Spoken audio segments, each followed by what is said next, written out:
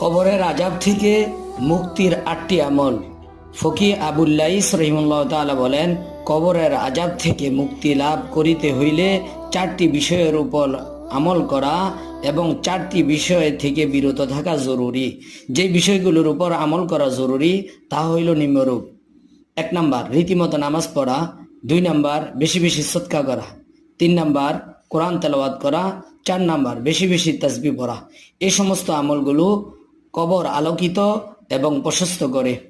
যে সকল বিষয় হইতে বিরত থাকা জরুরি তা হইল মিথ্যা কথা বলা, অপরের সম্পদ আত্মসাৎ করা, ছগলখড়ি করা, পেশাবের ছিটা থেকে বাঁচিয়ে থাকা।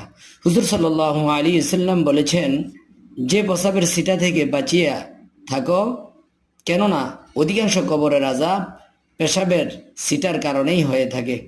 আল্লাহ তাআলা আমাদেরকে এই 8টি বিষয়ের উপর আমল